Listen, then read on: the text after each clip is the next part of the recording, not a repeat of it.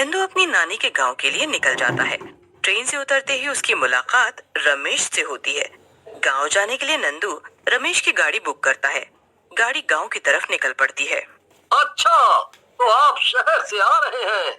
हाँ, यहाँ गांव में किसके यहाँ जा रहे हैं? मैं अपनी नानी के यहाँ जा रहा हूँ। अच्छा, तुम्हारे नाना का क्या नाम है? रामचरण सिंह।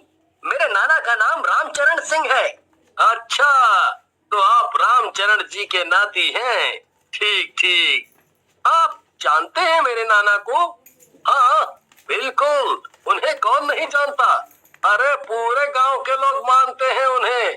बहुत ही अच्छे इंसान हैं तुम्हारे नाना जी। हाँ, वो तो है।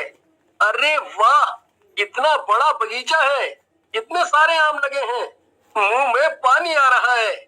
हाँ, पर देखने के ही काम आते हैं वो। कोई नहीं तोड़ता उन्हें। पर क्यों? किसी की हिम्मत नहीं उस बगीचे के अंदर जाने की। लोग वहाँ चुड़ैल होने का दावा करते हैं। चुड़ैल? हाँ, अरे उस बगीचे में बहुत डरावनी घटनाएं हुई हैं। दो लोगों ने उस बगीचे के आम चुराने चाहे, पर क्या हुआ? अगले दिन लोगों ने उनको मरा हुआ पाया।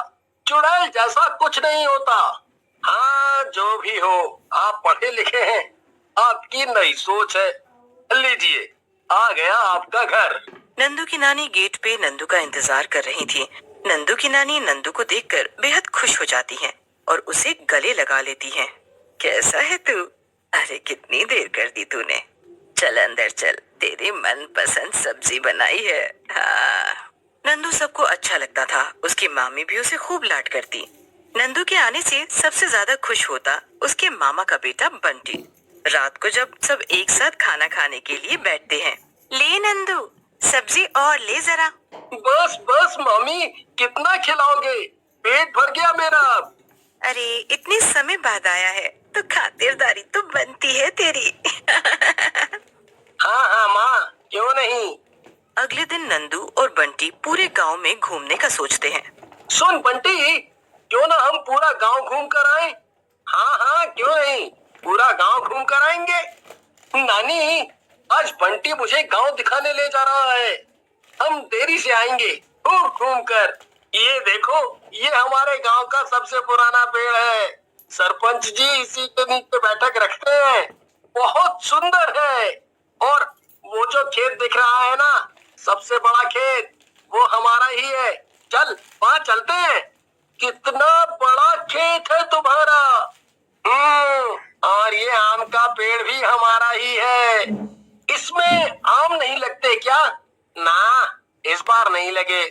बंटी, वो जो बड़ा सा आम का बगीचा है, क्यों ना वहाँ चले? घूम कर भी आएंगे और खूब सारे आम भी लेकर आएंगे। नहीं नंदू, उस बगीचे में नहीं जा सकते। वहाँ कोई नहीं जाता। सुना है वहाँ चुड़ैल रहती है, बहुत भयानक चुड़ैल, जो वहाँ जाने वाले को पेड़ में उल्टा लटका देती है। अरे यार बंटी, कैसी बातें कर रहा है? तूने चुड़ैल के बारे में सुना है ना? देखा तो नहीं है, तो फिर कैसे यकीन कर सकता है? नहीं, नानी वहाँ जाने के लिए मना करती हैं। हम नहीं जा सकते। चल, मैं तुझे अपने दोस्तों से मिलवाता हूँ। सुनो सुनो सब, चीकू, सोनू, विक्की, ये मेरा भाई है नंदू, मेरी बुआ का बेटा। ओ हेलो नंदू, चलो हम सब साथ मिलकर खेलते हैं। नंदू बंटी के दोस्तों के साथ खूब खेलता है। दोनों शाम को घर चले जाते हैं, पर नंदू उसी बगीचे के बारे में सोचता रहता है। सभी रात का खाना खा के सोने की तैयारी करते हैं। नंदू, तू बंटी के कमरे में उसके साथ सो जा, ठीक है? हाँ हाँ नंदू, तू मेरे कमरे में सो जा, खूब मस्ती करेंगे। चल यार, बहुत नींद आ रही है, सोने चलते हैं।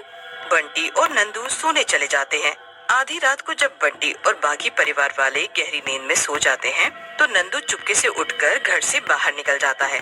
नंदू को गांव वालों की बगीचे के बारे में सुनाई गई कहानी पर बिल्कुल भी यकीन नहीं था। नंदू को चुड़ैल की कहानी कोई ढोंग लग रही थी, इसीलिए वो सच का पता लगाने के लिए आधी रात को ही बगीचे के अंदर घुस जाता है। नंदू वहाँ बहुत सारे आम के पेड़ देखता है। कितना बड़ा बगीचा है, अंदर से तो ये और भी सुंदर दिखता है। कितने सारे आम! इन सबको तोड़कर घर ले जाऊंगा और पूरे गांव वालों को बताऊंगा कि उनकी चुड़ैल की कहानी झूठी है। ये बस उनके मन का वहम है। नंदू एक आम खाने लगता है तो उसे ऐसा लगता है जैसे उसके पीछे कोई खड़ा होगा। उसे सूखे पत्तों पर चलने की आवाज आती है। कौन है? मुझे पता है तुम कोई चुड़ैल मुड़ैल नहीं हो। जरूर ये सब तुम्हारी चाल है ताकि लोग यहाँ ना आ पाए। मुझे तुम्हारी सच्चाई पता चल चुकी है।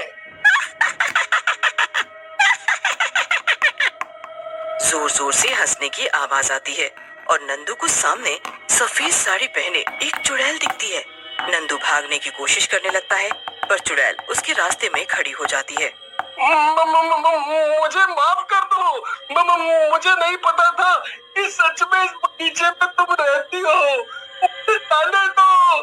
एक बार इस बगीचे में जो आता है वो यहाँ से जिंदा वापस नहीं जाता और अब तुम भी नहीं जा पाओगे।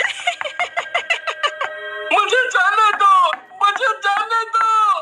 नंदू भागने की कोशिश करने लगता है। वो घबराकर इधर उधर भागने लगता है पर चुड़ैल उसे कहीं जाने का रास्ता नहीं देती। चुड़ैल नंदू का गला पकड़कर जमीन पर पटक देती है। नंदू खुद को बचाने की पूरी कोशिश करता है पर चुड़ैल की शक्तियों के सामने उसकी कुछ नहीं चलती। सभी पेड़ चलने लगते हैं। वो लगातार चीख चीख कर चुड़ैल से अपनी जान की भीख मांग रहा था। चुड़ैल पर उसके आंसुओं का रत्ती भर भी असर नहीं हुआ। पता चल गया अब कि मेरे बगीचे के आम चुराने का क्या अंजाम होता है। यकीन नहीं था ना तुम्हें? लोगों ने समझाया और तुम नहीं माने। भुगतो। चुड़ैल नंदू का गला पकड़ लेती है और देखते ही देखते नंदू अपना दम तोड़ देता है। सब कुछ फिर से सामान्य हो जाता है। पेड़ वापस अपनी जगह में चले जाते हैं और चुड़ैल गायब हो जाती है। अगली सुबह सभी नंदू को ढूंढने लगते हैं। नंदू की नानी का रो रो कर बुरा हाल हो जाता है। जब सब नंदू की लाश को बगीचे में लटका हुआ देखते हैं तो उन्हें यकीन नहीं होता।